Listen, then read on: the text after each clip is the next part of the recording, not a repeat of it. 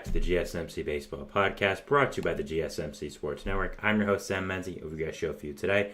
We'll be going over the MLB trade deadline, recapping it from yesterday. I'm going over all the action that I was not able to talk about yesterday, all the stuff that happened after I went on air.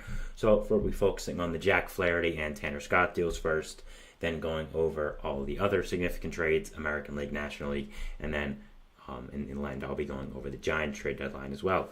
But before we do all that, I would like to ask you to please like and follow the show. We do get a number of questions from viewers, so to ensure that your question does get read in the air, please use the link, gsmcpodcast.net.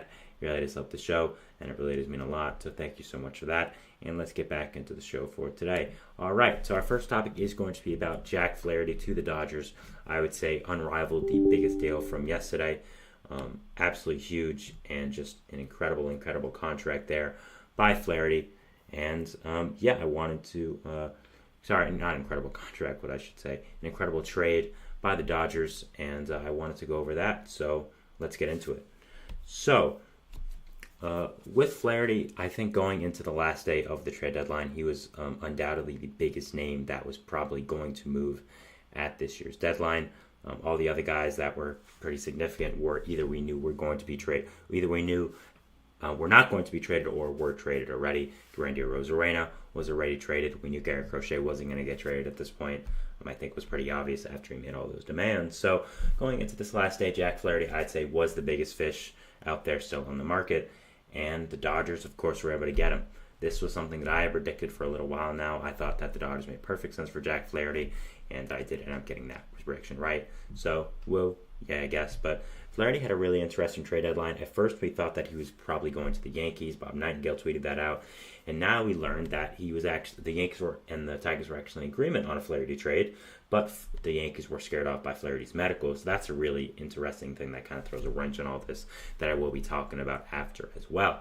So very interesting there. But yeah, so first I want to go over this trade for the Dodgers and just give my thoughts on it. Do I like it? Do I not?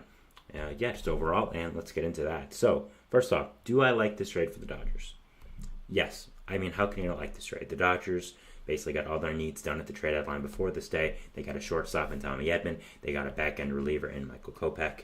And they needed a frontline starting pitcher, and they get the best one on the market in Jack Flaherty. I mean, obviously Skubal and Crochet are better, but I think going into yesterday, we kind of knew that both Skubal and Crochet were extremely unlikely to move, extremely unlikely. So overall for this Dodgers team, being able to get this guy and really get one of your biggest needs fixed, a top-end starting pitcher, was a really good job. You have a very good starting rotation, yes, but a lot of these guys have been on off the injured list this year, and you needed another guy to really help solidify this rotation, and that's what you get with Flaherty here. He's had an absolutely fantastic season in Detroit, had a really rough couple of past years with St. Louis after being one of the best pitchers in baseball for a few years, kind of went on and off with injuries a little bit, and then got traded to Baltimore last year, was horrible there as a trade deadline acquisition for them, and then signed a big deal with the Tigers for agency for 1 year, kind of like a Luis Severino type deal for this offseason, trying to get your career back on track. And he did exactly that with the Tigers. Was absolutely fantastic with them and became one of the biggest available people at the deadline once we knew that the Tigers would be sellers and that they weren't doing as great this year. So Dodgers needed a frontline starting pitcher, and they got it in Flaherty, and it's a great move.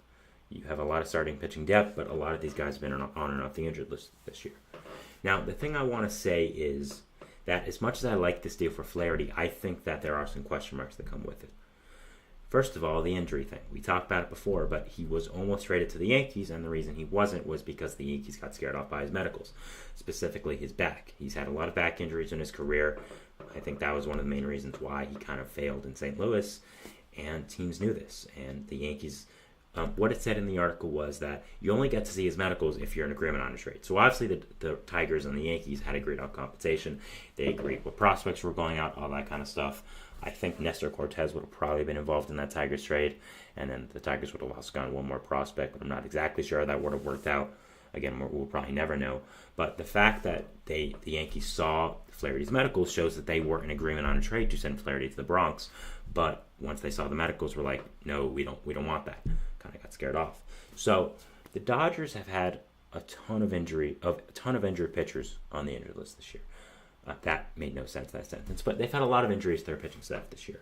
So as much as Flaherty is great, and as much as he is a great, great pitcher that is going to help you out a lot, is it the best idea to acquire a starting pitcher that also has significant injury needs, enough for the Yankees of all people to say, no, we don't want you, and then trade for him? I mean, the Dodgers' potential rotation in the playoffs, let's say, will be this.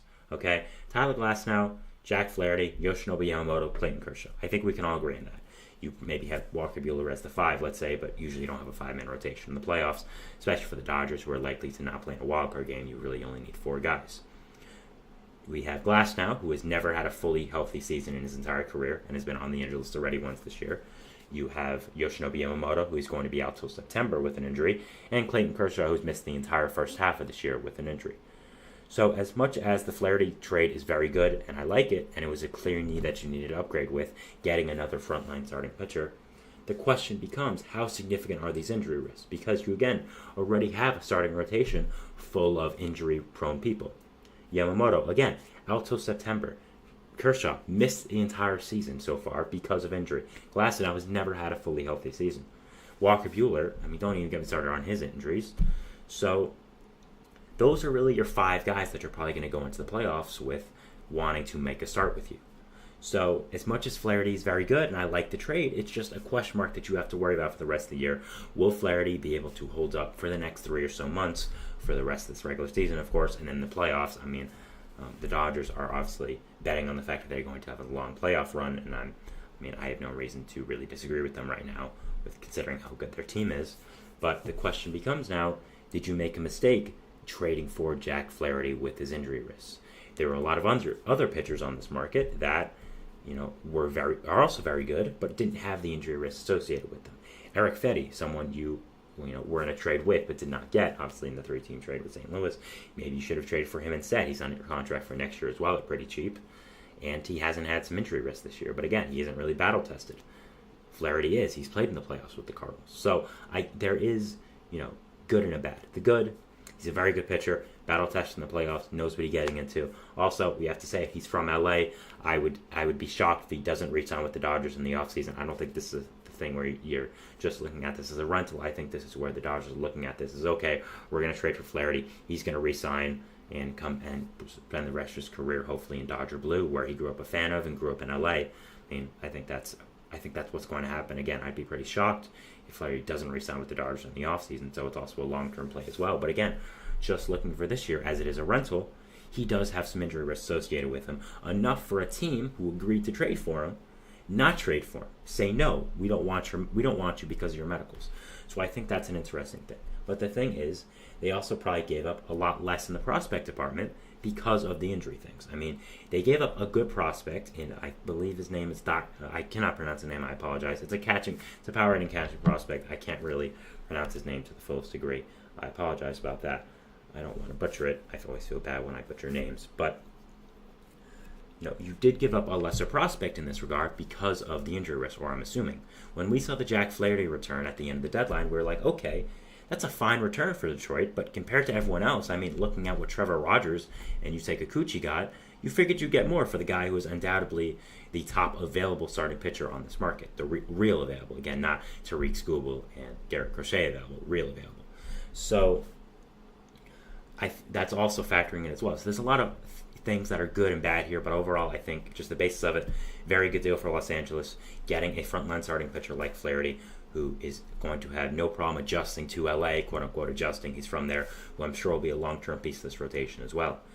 Detroit now, I like the prospect they got back. Power hitting catching guy, I think could be up by maybe 2026, maybe 2025 if you really do want to push it. So will be interesting to end up watching what does happen with him here. They do have a very good farm system, and it was obvious that you were going to trade Flaherty once it was very obvious that this team was not going to be competitive. Tyrone Loriziano, I probably am butchering that name. I apologize, but that's who the Tigers got back again. 21-year-old switch hitting catching prospect, has a lot of power, has really shown it out through the minor leagues. Is struggling a little bit in A+ ball this year, but I'm very confident that he is going to be able to transition very nicely and become a good player for this Tigers team again. I expect him to be the starting catcher for this Tigers team by the end of 2025 or the start of 2026. So a guy can come up, not soon, but not far away. I mean, he's 21, so I think, it's not something you're looking at in the distant future. So I like the prospect they got back for him. Honestly, though, I would have considered extending him if he was open to that. I think that next year you could really be competitive if your hitters start to hit and play like you expect them to, and then you would have elite top of the rotation with Tarek Skubal and Jack Flaherty. So I would have considered that, but I like the prospect they got back for him. And overall, this Tigers team is going to be really interesting to watch for the future and what does happen. With the Dodgers, again, this is what they needed. They needed a frontline starting pitcher. They got the other needs. They got what else they wanted. Ahmed Rosario, nice bench bat. We'll talk about Kevin Kiermaier as well in the other part of the show. Tommy Edman, really nice starting shortstop for the future. And they needed a frontline starting pitcher in Flaherty. They got him, brought him back home to LA. So nice trade there. So that was my first segment, talking about Jack Flaherty and him being traded to his hometown Dodgers. Going over to the second segment here, which is going to be talking about Tanner Scott and the trade that sent him to the San Diego Padres from the Miami Marlins. So we'll be going over that, and we'll see you after the break. So thanks, and bye. I feel like I'm losing my mind. Is everybody in the world blind? Please, Lord, give me a sign, a sign. I feel like I'm losing my mind. Is everybody in the world blind? Please, Lord, give me a sign, a sign. I wanna be the greatest. Everybody on the fake shit. I look around and feel like everybody is the fakest. I make this every day and I'm impatient, hoping one day I blow up from the basement. Statement, the top is so vacant. I don't hear shit that I think is amazing. Waiting for my day when I'm playing sold out shows for 1,000 faces. Hey, give me that crown, get in my way and to be put down. It ain't your place, all this my town. If I want that shit, then I'll get it right now. I'm losing it, the noose it fits, I'm losing shit. A stupid myth, you choose to live or choose to dip. You choose to fight or lose your grip and lose a gift. I feel like I'm losing my mind. Is everybody in the world blind? Please, Lord, give me a sign, a sign. I feel like I'm losing my mind. Is everybody in the world blind?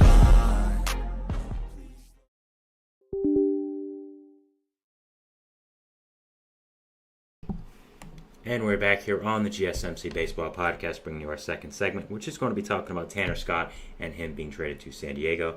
But before we do that, I'd like to ask you again to please like and follow the show. We do get a number of questions from viewers, so to ensure that your question does get read in the air, please use the link, gsmcpodcast.net. It really does help the show, and it really does mean a lot, so thank you so much for that. And let's get back into the show for today. All right, so our second segment is going to be about Tanner Scott and him being traded to the Padres. I would say throughout this entire deadline, Tanner Scott was the best available closer on the market. Mason Miller was really never available. Obviously, he would have taken that crown, but I think Tanner Scott was always a lock to be traded simply because he's a rental on the worst team in baseball, the Marlins, so he was obviously going to be traded. That was pretty clear from the start. So he ended up traded to the he did end up being traded to the San Diego Padres, which was a pretty shocking deal. It's kind of an AJ Preller trade, so we come to expect it over the years, but still pretty shocking trade when you look at the basis of it. But I wanted to go over it and give my thoughts. So yeah. So again, when I was looking at Tanner Scott's trade value, I was thinking of a lot of different teams that could trade for him. First of all, I predicted him to the Royals throughout this process.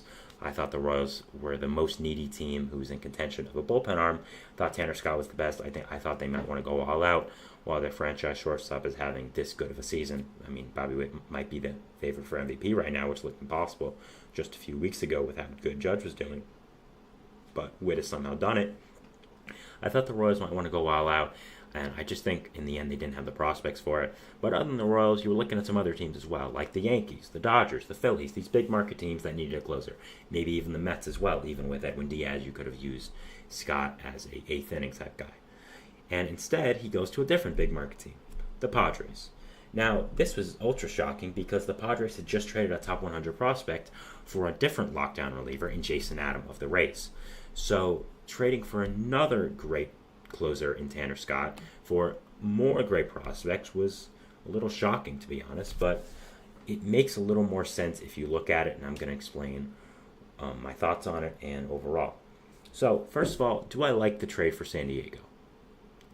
Yes and no. I think that it wasn't a horrible trade, but overall, I think they could have done. I think they could have done this with better. Anthony in the chat says, and don't forget they got AJ Puck from Miami. Yeah, he went to Arizona. So I already talked about that a while ago when it happened. If you want to go look at that on the channel, please do. I think it was pretty good. But yeah, so for Tanner Scott here, this trade is interesting for San Diego because you're looking at this pitching staff and you're saying, okay, well, they basically have a super bullpen now. I mean, you look at the guys they have in this bullpen who are genuinely very good arms. You have, of course, Robert Suarez, the all-star closer, Jeremiah Estrada, the breakout setup man, Tanner Scott now, who's maybe been the best closer in all of baseball this year with Miami. You have Jason Adam, one of the best consistent relievers in all of baseball for a little while now with Tampa Bay. Adrian Morejon, a breakout reliever, lefty reliever this year with Miami. And Yuki Matsui, one of the best relievers in baseball this year after coming over from Japan in the offseason. So the fact that they added Tanner Scott to that already elite bullpen core is insane.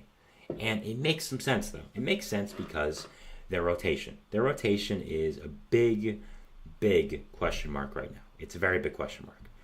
You have, of course, Dylan Cease in there, who's an ace, no doubt about that. But Joe Musgrove has been on and off the injured list all year. Michael King hasn't been exactly what you would have liked him to be this year. Yu Darvish, we don't know when he's coming back. He's dealing with a personal situation. Matt Waldron is a fine number 4 or 5, but he's really nothing more than that. And so when you have all these, deficiencies to the rotation right now, you kind of look for a way to bridge the gap. And the Padres said, you know what? If we can't get a great starting pitcher because of the insane prices on the market, why don't we just make a super bullpen and get Jason Adam and Tanner Scott? And I think that makes sense. I don't agree with it, to be honest, and I'll explain why, but I think it makes sense. Anthony in the chat here says, are you surprised the Padres didn't go after Trevor Rogers? Am I surprised? I don't know. They might have gone after Trevor Rogers. I just think that with how insane that price was, I mean, giving up Norby and Stowers if you're the Orioles is pretty insane. So I don't think that any team is probably willing to give up more than the Orioles for Trevor Rogers. I'm sure the Orioles see something in him and they'll make him great, but I'm sure the Padres went after every starting pitcher. I mean, I think that's pretty much AJ Preller's MO. But going to it, that if you're asking me, am I surprised they didn't land him? No, I'm not surprised. I just don't think anyone was offering a more enticing package to Miami than Stowers and Norby. I mean, I talked about it before, but Stowers and Norby are two guys that'll probably be starters for the Marlins the next 4 or 5 years or so. So an insane package there. But it makes sense for the Padres to kind of look at different ways to kind of bridge the gap with your pitching staff. If you have only really 3 starting pitchers right now that you trust in King, Cease, and Waldron, you may want to say, okay, you know what? Let's just have 6 elite bullpenners, because they have 6 elite bullpenners. I don't use the word elite lightly, but they have 6 guys who I consider elite bullpen arms. And if you're going in the playoffs now, you might have a bullpen game where you have maybe someone go 2 or 3 innings at the start, one of your long relievers, and then you have all 6 of these guys pitch an inning, and I wouldn't be surprised if no one hit them. So overall, I think that it makes sense to do this. I don't agree with it, but I think it makes sense and it's not crazy. Anthony in the chat here says, I think the Padres are waiting till the offseason to improve their pitching staff and going after Jesus Luzardo and Sandy Alcantara. That would make a lot of sense. Obviously, are in contact with the Marlins now and know each other's prospect systems. I would not be surprised if the Marlins end up trading Jesus Luzardo and Alcantara in the offseason. I think Alcantara probably gets traded at the deadline next year to prove to everyone that he's healthy, because his value is kind of low right now, coming off of Tommy John and a rough season before that as well. So I think Alcantara and Luzardo do get traded. I think Luzardo probably in the offseason this year. I would agree with you. And Alcantara probably next deadline. Yeah, I just think the Marlins are going to continue to blow this team up, and I think Peter Bendix knows what he's doing there. So I would think that, but I think it makes sense for the Padres to try to bridge the gap with the bullpen because they didn't want to give up these prices for starting pitching. But the fact is, you gave up an insane price for Tanner Scott that you might as well have traded for a starting pitcher. I mean, you gave up Robbie Snelling, the minor league pitcher of the year, who slots in probably as an immediate top 50 prospect in baseball. I understand he struggled this year, but he still has insane potential. And again, literally just won minor league rookie of the year, minor league pitcher of the year. You gave up also Adam Mazer, another guy who can project as a top 10 prospect in the Marlins farm system. Graham Pauley, a guy who I think could be a really nice position player for the Marlins for the future. So the fact you gave all that up for an elite closer begs the question that why didn't you give that up for a starter? I mean, you saw what Jack Flaherty got traded for. I understand he has some injury risks, but you wouldn't just offer that package to the Tigers? I'm sure if you did, the Tigers would be running to the door and giving you Flaherty for that. I mean, I just don't understand why you wouldn't offer that package for a starting pitcher rather than a closer. It just doesn't make a lot of sense to me personally. Now, I get, again, what the Padres are trying to do. I just don't think it makes a lot of sense, just in my opinion. So that's just my thoughts. But again, you could ask whatever. You could think whatever on it. That's just my thoughts about it. I think if you were willing to offer this package for an elite closer like you did, you should have done it for a starter on this market. Do that for a Jack Flaherty. Maybe offer that even for Kikuchi a little less. I'm not sure they would have taken it, but still, he's better even. So I think that's what they should have done. Going over this trade for Miami, I mean, yeah, just continuing with these amazing player for prospect trades here. I'm going to go over my trade deadline grades tomorrow, and believe me, Miami's going to be high on the list. They're going to get a good grade. Not a surprise. I love what they did. And getting Robbie Snelling and Adam Mazur, two guys who I think could be genuine contributors to this Marlins team for a long time, is a great job. So I love what they did in the Tanner Scott trade. Took advantage of this market, waited out for the best deal until the buzzer. Really traded him only maybe half an hour or so before this trade deadline. I love that the Marlins did that. I love that they waited for the best deal. That's what they did, and they got Tanner Scott, one of the best closers on this market. Again, the Marlins traded away him and gave it to the Marlins. So I like what the Marlins did here, getting those prospects back. Fantastic job. And looking at this Padres team for the rest of the year, you're going to be in a dogfight for the NL West for the rest of the year. Giants have one of the better rotations in all baseball. Dodgers are the Dodgers. Diamondbacks are getting a lot of pitchers back as well, and added some nice additions at the deadline also. So it's going to really be a dogfight for the rest of the year, and it's going to be really interesting to see where the Padres do end up in this wild card position. Right now, I think if I had to project it, I would have them just out of the wild card, like number 7 out of all the 6 seeds. I think I'm going to do also my post-deadline playoff predictions, so you'll see then. But yeah, really nice trade for San Diego, even though I would have done it a little differently. I do understand what they're doing, and I like it. I would have done a little bit different, though. I probably would have done this for a starting pitcher, as I said. And for Miami, A+. I love this deal. Absolutely fantastic. Getting Robbie Snelling and Adam Mazur for Tanner Scott is a fantastic job, and just props to them. So, we're going over the third segment here now, which is going to be talking about some notable American League trades around the league that did happen yesterday after I went off stream. These are the things that I never had a chance to talk about, of course.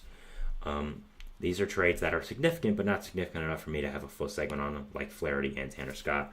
I decided those would be the only 2 specific player deals that I would talk about because they were the biggest. So yeah, we're going over all this, and we'll see you after the break. So thanks, and bye. Looking for your daily fix of sports talk without having to pay for it? GSMC Sports Network is available on YouTube.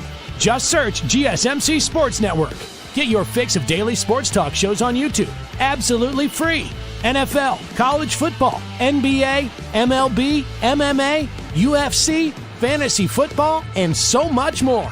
GSMC Sports Network has shows running all day long, with new sports shows starting every 2 hours. Just like on your favorite cable sports channel, except GSMC Sports Network is absolutely free. Just search GSMC Sports Network on YouTube to catch one of your new favorite shows, like the GSMC College Football Podcast, Chip Shot Football Podcast, Hoops and Heels Women's Sports Podcast, GSMC Basketball Podcast, and so many more. Check it out for yourself. GSMC Sports Network, now available on YouTube absolutely free. Search GSMC Sports Network on YouTube right now. And we're back here on the GSMC Baseball Podcast, bringing you our third segment, which is going to be talking about some significant AL trades over the deadline, some things that I did want to talk about, trades that I didn't think significant enough were trades that I didn't think were significant enough for me to talk about for a full 12 minutes, but also that I thought were, big enough to be able to kind of bunch together in a segment. So we'll be talking about them, but before that, I'd like to ask you again to please like and follow the show. We do get a number of questions from viewers to ensure that your question does get read in the air. Please use the link, gsmcpodcast.net. It really does help the show, and it really does mean a lot, so thank you so much for that. And let's get back into the show for today. All right, so we are going to be talking about, again, some American League trades, all the big trades in the American League that did happen, and giving my thoughts on them. Again, if I didn't talk about a trade here that you wanted me to give my thoughts on, I've definitely already talked about it. It's on the channel somewhere. Just look at, try to think of something. Try to looking at a video where it might be. I'm sure it's there. So, yeah, I'll be going over all these trades. We have right here 7, I believe, so we'll be going over them, and let's get into it. So, first off, we have the Yankees trading for Padres reliever Aniel De Los Santos. The Padres traded for 3 relievers at this deadline: Jason Adam, Brian Hoeing, and then Tanner Scott. So they did have to trade someone. Someone had to be the odd man out, and that was De Los Santos here. Yankees got him. He's an okay reliever, 4.02 ERA this year with San Diego. I think just someone that is a very good low leverage reliever, guy that you bring in the 6th or 7th inning to maybe get 2 or 3 outs.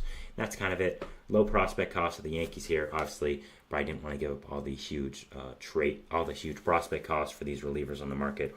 Were connected to Tanner Scott a lot throughout the process, but I'm sure would not have given up what they needed to give up to get Tanner Scott. And to be honest, I don't really blame them. So overall, I think this is a pretty solid move for this bullpen for the Yankees here. Adding in this bullpen addition with Mark Leiter as well. I like what they did in that pen. Again, I think De La Santos is just a very solid guy that you can add anywhere in the bullpen. And yeah, just a pretty decent, solid move here for the Yankees pen. Next, we have the Red Sox making also a bullpen move, trading for Luis Garcia, a bullpen arm from the Angels. Garcia has had a really, really solid season here with this Angels team. Been one of the bright spots out of their bullpen. Really, really old. I think he's either 36 or 38.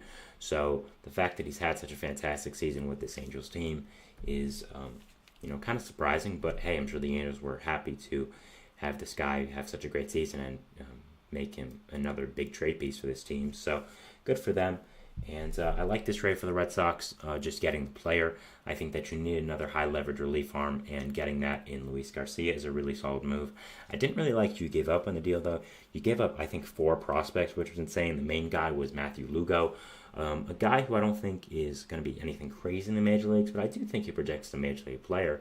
So the fact that you give him up for a rental 38-year-old in Luis Garcia is a little strange, but again, the prospect cost for rental relievers this year was so high that I get it.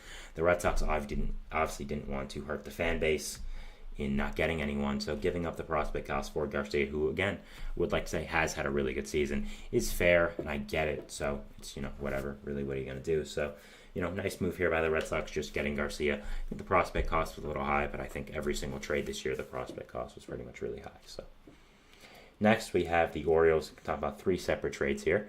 First off, they traded for Gregory Soto from the Baltimore Orioles. This is an interesting trade. Soto obviously came over in a huge offseason trade a few years ago from the Tigers, was one of the better lefty relievers in all of baseball, and the Tigers traded him to the Phillies and got some position players back to fill in the lineup, mainly Matt Vierling, who's become a really solid player for Detroit over the past few years now.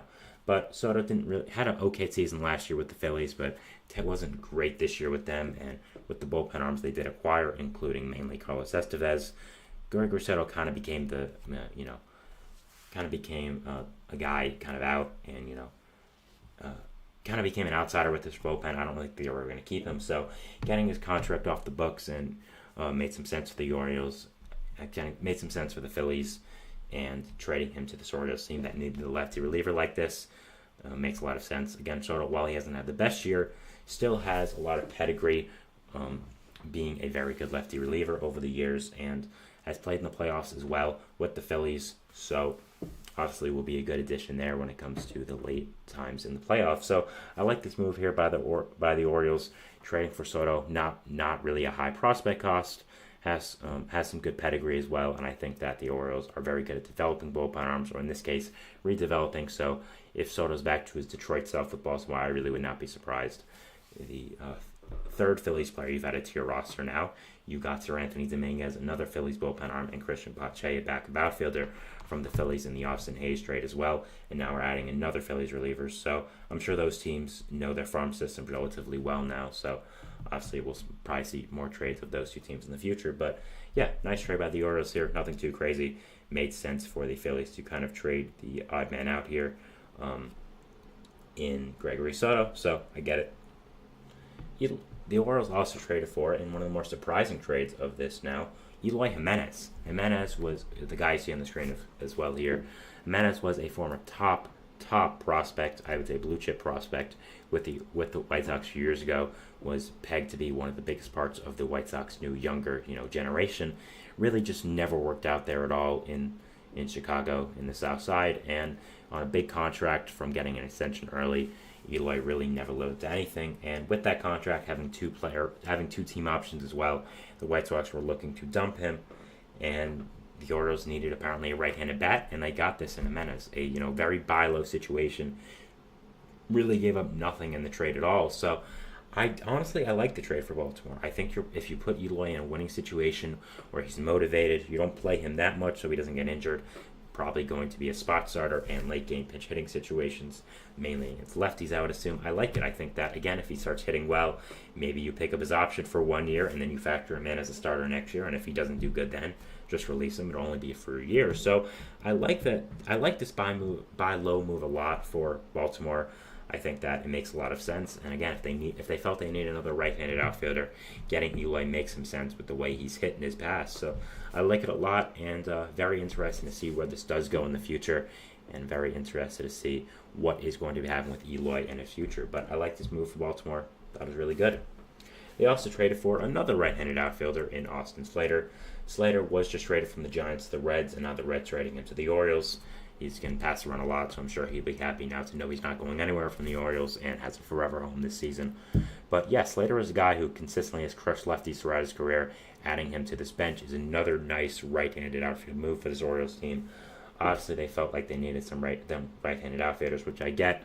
I mean, you have Colton Cowser and Cedric Mullin in that outfield, so you obviously felt like you needed some right-handed outfielders to go off the bench and kind of factor in here as well. So I like this move a lot for Baltimore. Just a nice depth piece here. Didn't really cost you much, so good move there. The Rays traded for Dylan Carlson, one of the most interesting trades of this year. This deadline, I should say. Dylan Carlson was, of course, a former, like Eloy, blue chip prospect with the Cardinals. I mean, this guy was looked at as a top 10 prospect consistently throughout his minor league career. Came up with St. Louis and just really never caught on there. St. Louis had a ton of great younger hitters, which they still do, and Carlson was always trying to fight for a spot and trying to find a position, whether it be a center fielder, left fielder, right field, DH, whatever. And I think because of all that, it kind of messed with him and really never lived up to the potential that he thought we could be. Now, I'm not blaming St. Louis for the player development of Carlson, but I also think that they could have done some things better.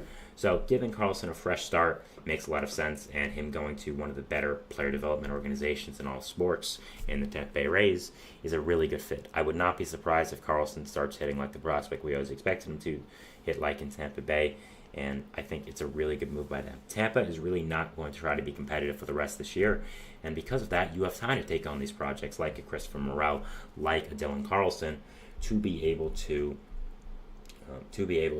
try to get them back to where they once were as a top prospect or as a younger player when they showed a lot of pedigree. I mean, Dylan Carlson just finished only a few years ago top 3 in Rookie of the Year voting. So it's not exactly like he's been a full-on bust at the Major League level. So I like this trade a lot for Tampa.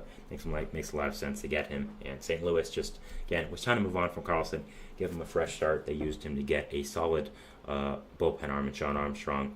So I like the trade for both sides. Finally, the last trade I wanted to talk about here was the Minnesota Twins trading for Blue Jays right-handed pitcher Trevor Richards. Richards is a very solid bullpen arm for the Jays, nothing more, and the Twins traded for him. I like this trade because it's just fine. It's just adding more pitching depth, but this is the only trade the Twins made. And in a tough AL Central right now, where you're a good amount of games behind the Guardians, the Royals just made a ton of moves.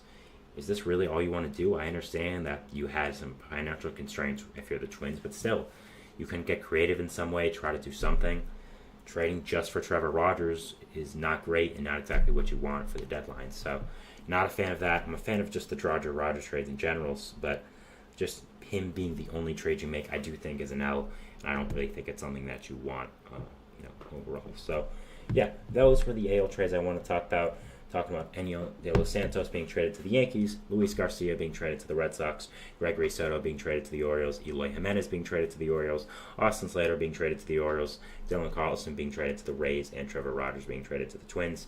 So that was our third segment here. We'll be going into our fourth segment now, which is going to be talking about some National League trades. Kind of the same thing. You get the deal. You get what these segments are going to be about.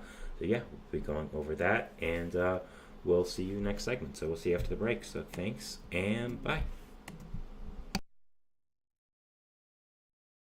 For the best and latest podcasts available anywhere, go to the podcast app on your cell phone and type in GSMC to access free content-rich podcasts on health and wellness, book reviews, sports, entertainment, relationships, social media, movies, technology, finance, and even weird news. Subscribe and download the GSMC Podcast Network's family of shows, available everywhere podcasts are found.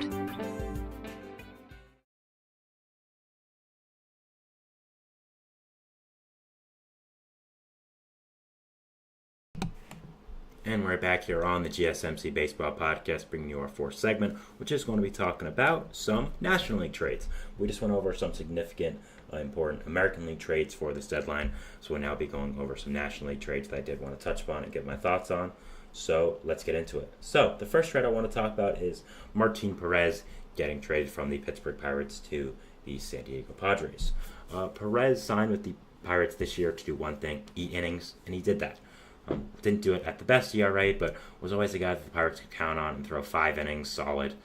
Just be a veteran guy, crafty. Maybe would have a good start one or two times, and that's really all they asked for him. So once the Pirates did add some more pitching depth, Perez did become an odd man out on the roster, and they looked to shop him, and they shopped him to the Padres. The Padres ended up getting Perez to do exactly what the Pirates got him for, to eat innings.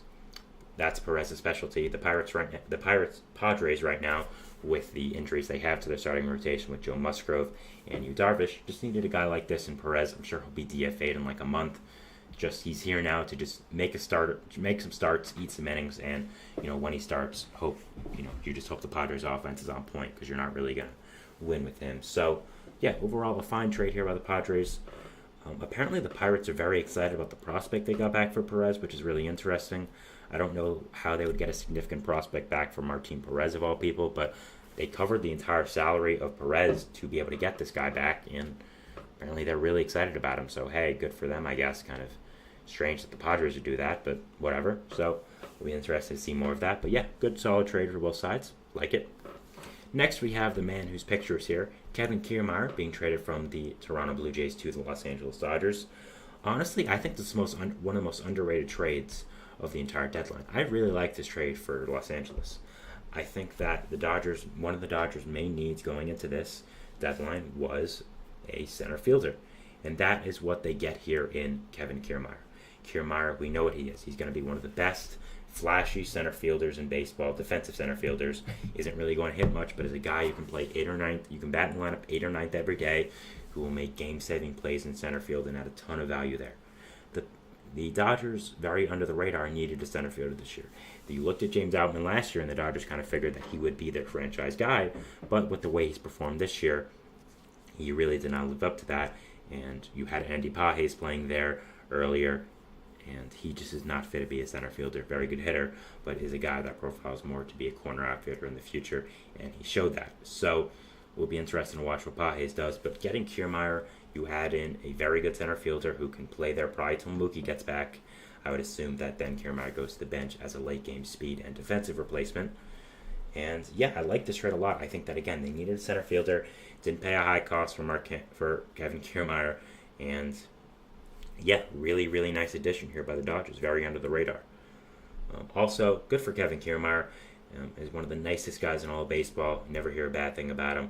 Was a great player with the Rays. Obviously was a good player here, a year and a half for Toronto.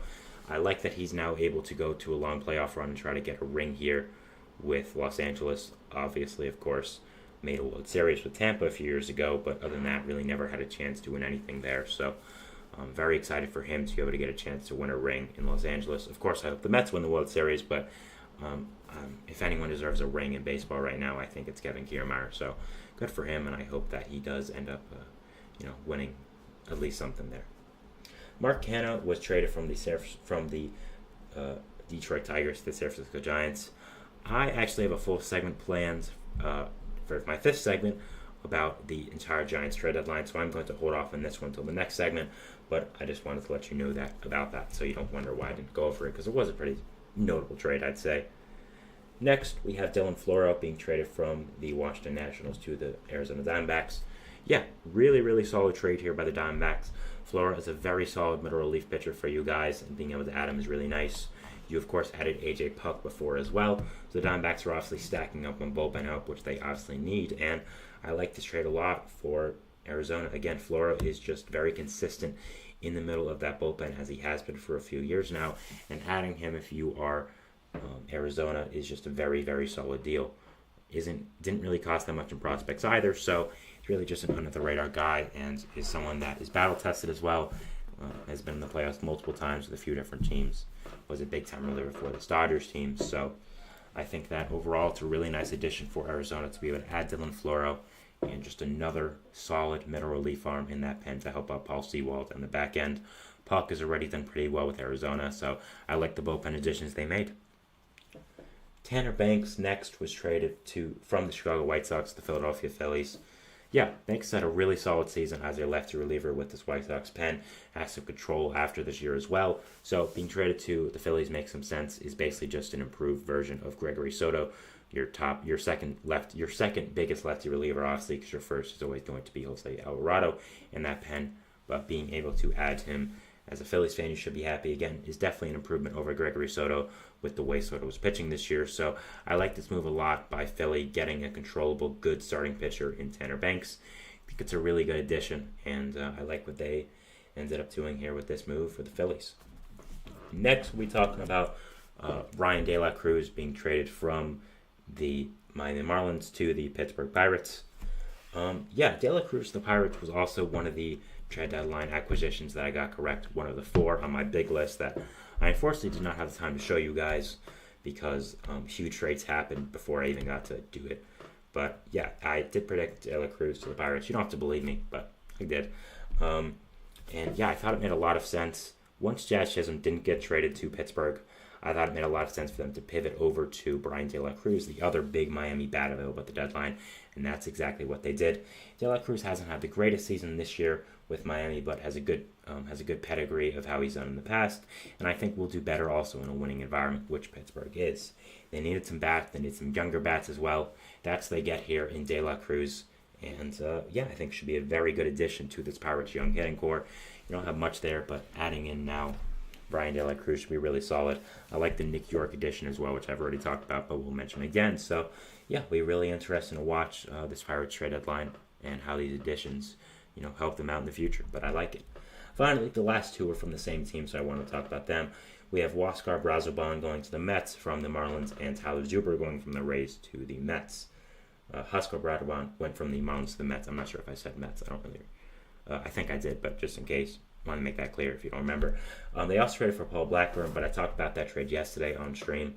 But I'll be going over the 3 trades quickly here. So, Huascar Brazoban, been one of the most consistent relievers now for the past 2 years.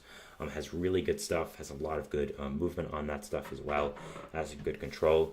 He's under control till 2029, so obviously he's under control for the Mets for basically the rest of his career.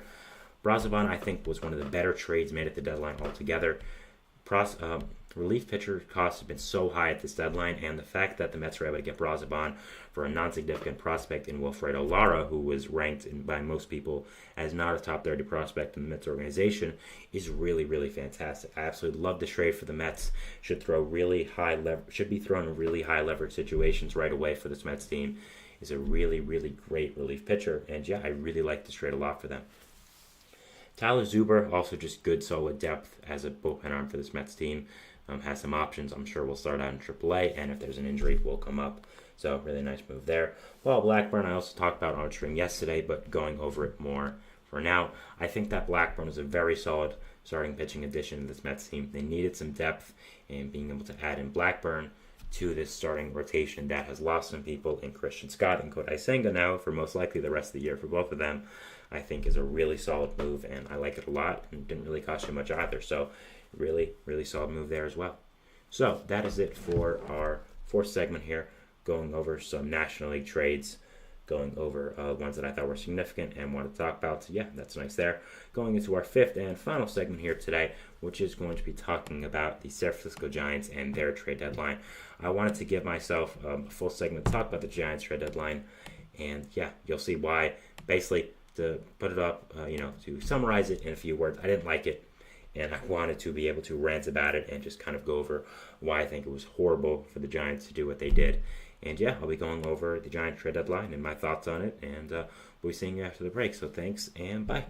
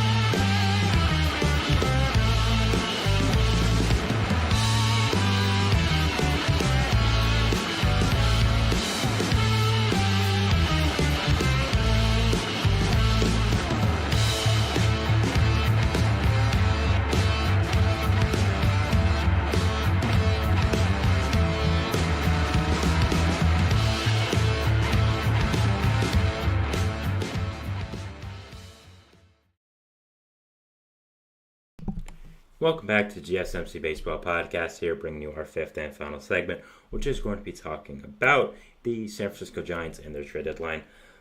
I did not dedicate any other segments to any other full team trade deadlines. Tomorrow we'll be going over a lot of team trade deadlines in kind of a few segments, going over grades. But I wanted to give myself full time to talk about what I think was a disastrous and awful trade deadline by the San Francisco Giants. I wanted to be able to give myself a lot of time to be able to rant on what they did, because I hated it. I've also kind of hated how the Giants have run their franchise for the past few years now, and that's why I wanted to give myself time here, just kind of get all my thoughts out. And so the Giants trade deadline was very interesting. So they traded Jorge Soler, and they traded for Mark Canha. Those are the only moves they did. They did not trade anyone else. They did not trade for anyone else. They traded away Jorge Soler and traded for Mark Canha. Now, what I want to say is, I understand you not selling. I completely understand that. You want to keep some of your guys because you think that this rotation is special and that this team can actually make a run for it even with it being as far as it is down in the wildcard standings and all these teams you have to pass. I get it. And I've come to your defense on this show multiple times saying that I think the Giants have a really good team after this deadline and could actually make a run if everything goes right. I mean, their rotation is fantastic. You have Blake Snell, who's pitching finally like Blake Snell. Logan Webb, who's consistently one of the best pitchers in all of baseball. Robbie Ray, who did really well in his one start coming back from injury list. Hayden Birdsong, really good starter that's broke out this year. And Kyle Harrison, very good starter as well. You have a great rotation. Farhan Zaidi said in his post-deadline press conference that the Giants are the best rotation in baseball. I'm not going to disagree with that. I think that there are better teams, but I also don't think it's a crazy take. I would put them up there in the tier of Kansas City, Seattle, maybe even Atlanta if you want to put them there in the top rotations with Fried, Sale, and Lopez. But I don't like how the Giants went about their deadline. Again, if you want to buy and you want to compete, that's perfectly fine. You, again, feel like you have the best rotation in baseball. I'm not going to disagree with you there. I think you have a great rotation. I think you have a lot of good pieces. People are finally starting to hit. Lamont Wade, Patrick Bailey become really nice pieces for your hitting core. Luis Matos, Heliot Ramos, good pieces. The question becomes for me, why, if you want to buy, are you salary dumping Jorge Soler? The guy you just signed to be the big DH in the middle of your lineup to hit a bunch of home runs. I don't understand. He's also had a pretty good season this year. He started out really rough, But if you want to buy, why are you trading Jorge Soler? And you're not trading him because you got some amazing deal that you had to get a prospect back. You salary dumped him. The only reason you traded him was to get rid of that salary. So why exactly are you saying you're going to buy, which you did in all accounts? You got Mark Canha, you didn't trade anyone. And then are you trading Jorge Soler, one of the best DHs in all of baseball, who's done really well after a really rough start, and is under contract for 2 more years? I'll say relatively cheap as well. I don't think $13 million is something crazy for a DH of his caliber. And also, he can play the outfield. He hasn't, but he can. I just don't understand why you would trade him. Now, you say you traded him because you want to open up at bats for some of your guys in your team. Okay, that's fine. I get that. Then why are you not trading one of the other guys on a 1-year deal? Why are you not trading Michael Conforto? Why are you not trading Mike Yastrzemski? Why are you not trading Wilmer Flores, one of these guys that are veterans that are 1 or 2 year deals that you don't see as a long-term part of your future? Jorge Soler could have been that. It doesn't make any sense to me why you went about this the way you did. And then saying you want to open up at bats, you trade for a different DH in Mark Canha. I'm sure Canha's going to start. I don't really know why you would trade for him if you plan on getting him off the DH, getting him off the bench. Trading for Canha's nice. I'm happy for him. He goes back to the Bay Area where he's from. I'm sure he grew up a Giants fan. But I just don't understand why the Giants are doing this. And I also want to say, as much as I am fine with them buying, and as much as I think it's okay, if you're going to sell at the deadline, this was the year. Imagine if the Giants were shopping Blake Snell. The Blue Jays got back 3 very good prospects for Yusei Kikuchi, who has an ERA of almost 5 and has 1 year left in his contract. Blake Snell just won the Cy Young and is coming off a 15 strikeout performance. Imagine if you shopped him at the deadline. Imagine the prospect capital that you could get back. I'm not saying that you should trade Blake Snell, but the fact that you're going in of both these camps where you're selling, trading off Soler, and then buying, getting Mark Canha, it doesn't make a lot of sense to me.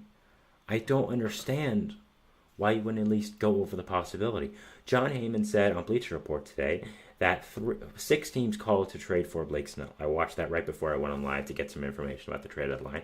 He said the Rangers, Cubs, Yankees, Phillies, Dodgers, and 2 other teams, Padres, 1 other team called for Blake Snell. So, because of that, I just don't understand why you wouldn't at least listen to trade inquiries on him. You also traded a different one of your starting pitchers in Alex Cobb. I understand Cobb. You have 5 other good starting pitchers, but the fact is, if someone gets hurt, who are you going to have as your starting? Who are you going to have as the next guy up? You may want to go to a 6-man rotation as well because of Snell, the injury risk that he's had this year. Robbie Ray just coming off the injured list. It just doesn't make a lot of sense to me why you're not listening to trade inquiries on a guy like Blake Snell when you traded away Soler and traded away Alex Cobb. I just don't understand why the Giants consistently throughout these past years have gone in and out. The Giants, to me, have been stuck in mediocrity for a long time, and they didn't change that with this trade deadline. They didn't. They continue to be stuck in mediocrity, not fully buying, not fully selling. If you want to fully buy, please do that. Don't trade Soler. Go trade for Canha. That's a fine addition. Get another bullpen arm. Get another big-time bat. That's fine. But you can't just go half and half saying you're buying and then you just get Mark Canha and trading away your starting DH and then trading away one of your big depth starters in Alex Cobb, who's been one of the best starters in all of baseball when healthy. And if you're selling, imagine what you could have gotten. You could have sold off Michael Conforto. You could have sold off, Mike Yastrzemski, Matt Chapman, Blake Snell, Robbie Ray, maybe even Camilo Duvall if you want to get crazy. You could have gone franchise-changing prospect hauls, and you just didn't. So I don't understand why the Giants went half and half in both these camps. I feel like that's been their problem for so many years. I hate how mediocre they've been. I hate how they keep going in, trying to get the best of 2 worlds, quote unquote. No, I hate when teams don't commit to a path. Giants either have to be full-time contenders or full-time sellers, and going kind of half and half in that regard for this deadline especially makes no sense to me. Look at what the Marlins did. The Marlins went full out selling, which they should have done, and they did, and they got some franchise-changing prospect hauls. Like Robbie Snelling, Adam Mazer. They got De Los Santos from the Diamondbacks as well. Norwayne Stowers. I don't understand why the Giants didn't at least look into that, and why they're continuing with this mediocre approach of going half and half in both the buying camps and the selling camps. It doesn't make a lot of sense to me. I have hated the job Farhan Zaidi's done there for a little while now, and I just don't like what they've done. So, if you disagree with me, please let me know in the comments. I just wanted to get a little rant out here on the Giants trade deadline, what they've done over these past few years. I really have not liked their trade deadline strategy. I've not liked the strategy they've done with their team. And again, something I'm just remembering I didn't mention, you just signed Soler. Why are you trading him if you're trying to compete? It just doesn't make a lot of sense to me. Sorry. You'll see what grade they get in my trade deadline letter grades tomorrow. So yeah. But I want to thank you guys so much for watching the show today. Remember to like, subscribe to the notification bell to not only get notified when I upload, when all the other great content creators on this channel do. Make sure to follow us on Facebook, Twitter, TikTok, and Instagram for more content and updates. I'm your host, Sam Menzie. Thank you so much for watching. We'll see you at Baseball Roadhouse tomorrow, and we'll see you then. So thank you so much for watching again. Thanks, guys, and bye.